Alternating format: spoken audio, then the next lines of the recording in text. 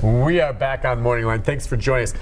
We're talking with Josh Horn, Social Security, taking your call, 737-7587. And yeah, it's important to note that this woman then could also fill out these forms and then the review occur and they could determine she's no longer 100% disabled and she could lose her benefit. Now, that doesn't always happen, but the reason that Social Security does these reviews, which is proper to check and see if someone's gotten better, it saves how much for every review, or what was the statistic you gave me? The mathematicians say that for every $1 we spend getting these reviews Which and takes processing effort, them, that we save about $9 in the end when we determine, folks who have improved to the point where they can go back to work.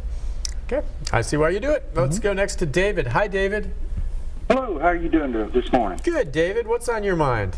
I've got a quick question. I had a massive heart attack on the 19th, so it's been recent.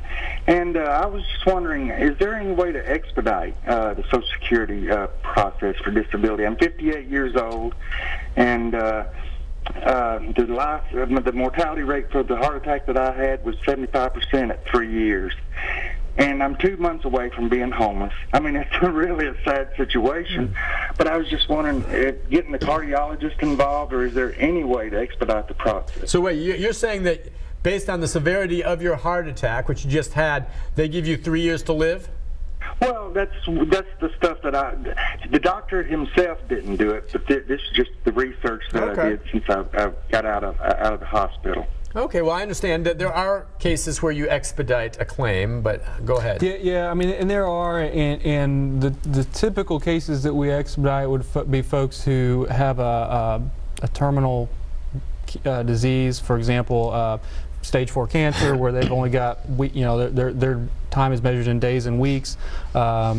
We have some compassion allowance situations and some things that are marked as something that's a very obvious, quick thing to make a decision on. Unfortunately, with heart disease and heart attacks, it's a little bit more challenging for the examiners to determine the severity and some things like that. So those are usually could take a little bit longer. But anytime you've got a situation where you're fixing to be evicted, you're fixing to to be homeless or something like that, you're in some kind of a definite dire need situation, call and talk to us. Let us know. We can send that message up to the disability office and let them know, and there may be some things that they can do to expedite it. Or if, maybe when you came in and you filed for benefits, your prognosis was not terminal, you're expected to recovery, and something went bad. Call and let us know, because we can update the disability office at that point, let them know what the situation is. But doesn't the essence of it, and I hear where he's coming from, and this is one of the rubs that is unfortunate with the way Social Security works. The decision on whether or not it's expedited is going to be based on his medical condition. The fact that he potentially, because he doesn't have income right now, could be homeless is not a factor.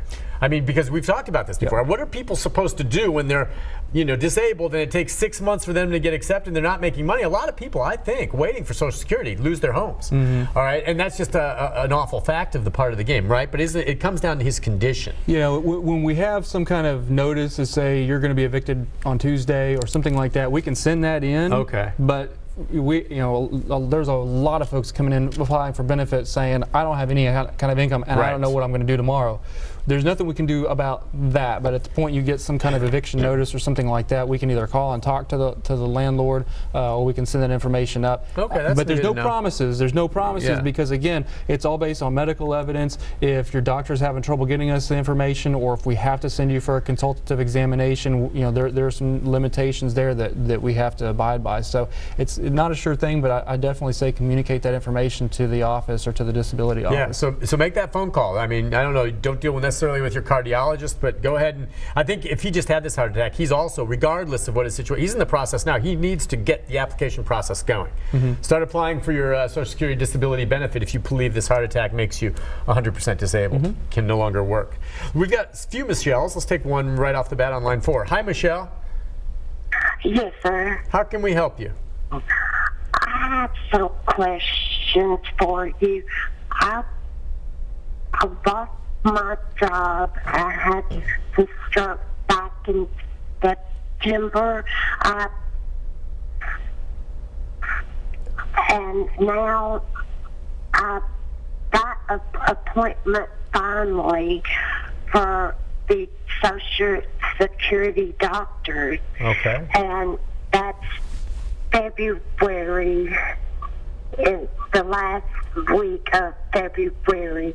Okay. How long does it take to get a judgment that you're denied or accepted?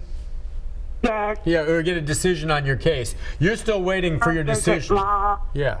you to get the money because I'm addicted and lost my job also. Yeah, boy. Okay, so she's in the process. Go ahead, And Josh. if you're at the initial level and they've sent you to, it sounds like they've sent you to a consultative examination with one of the Social Security doctors. Once we get that information, it's oftentimes, not always, but oftentimes the last piece of the puzzle that they can put together. If it's usually it has to be signed off by a doctor on staff before it comes back to the field office. Now, once it comes back to the field office, it usually gets processed fairly quickly, depending on if we need to have you come back in to update your records, if they determine that you need a representative payee to help you work on your benefits. But if you get that letter in the mail that says you're approved, I would wait maybe a few days or a week, and then I would call the Social Security office and say, just wanted to check on the status of this because I got my approval letter. I need to know if I need to come back in, if you all need anything, or if it's processed. And so you'd imagine she's already fairly far along in the process, having applied. It sounds like it. And this is maybe the last step of it, which is good. At least you're that far. But in that time, she, of course, lost her job, and I think she said she's in the process or has been evicted, and that's what's so difficult on all this. In a perfect world, Social Security would be able to determine the disability in an instant and then give your benefit the next day. And that would be great, but there are millions and millions of people, and the sad fact is there's just no way to process everyone that quick. There's just no way.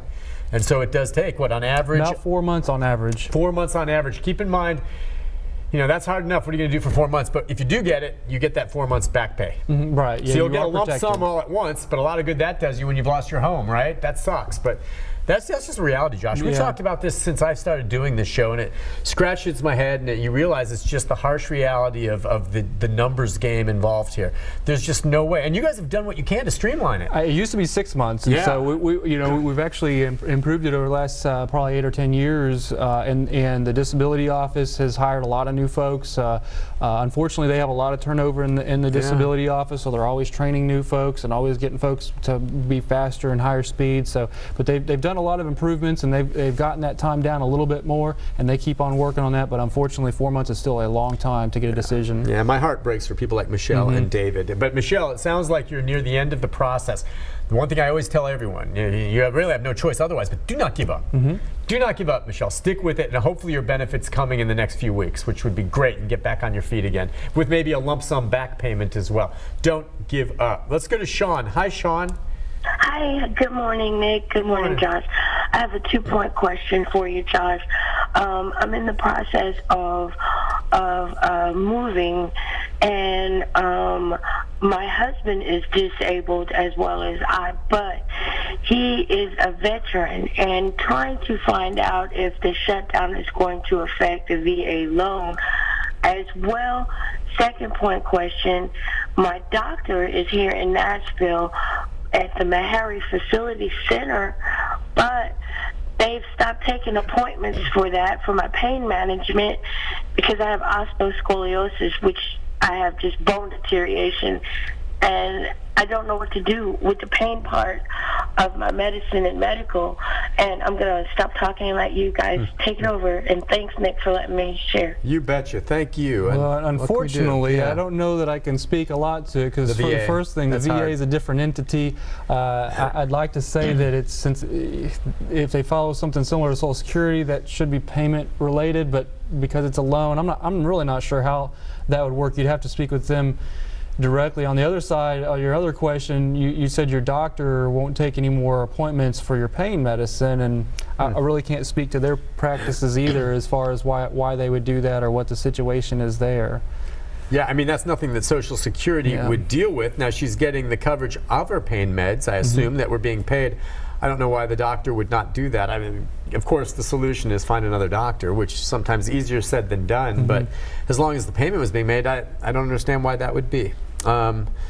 I wish I had more information to tell you, but unfortunately I struck out on those. Right, I know so, you can't answer as much on the VA and all that, but yeah, just see, because listen, if you're dealing with pain, you need help on that. So there are lots and lots of pain clinics, some unscrupulous, a lot of them good, but you should be able to find another doctor if you have the proper prescription and a means to pay to get your pain pills. And I understand, if you're in pain, you need to address that. Listen, let's take a break.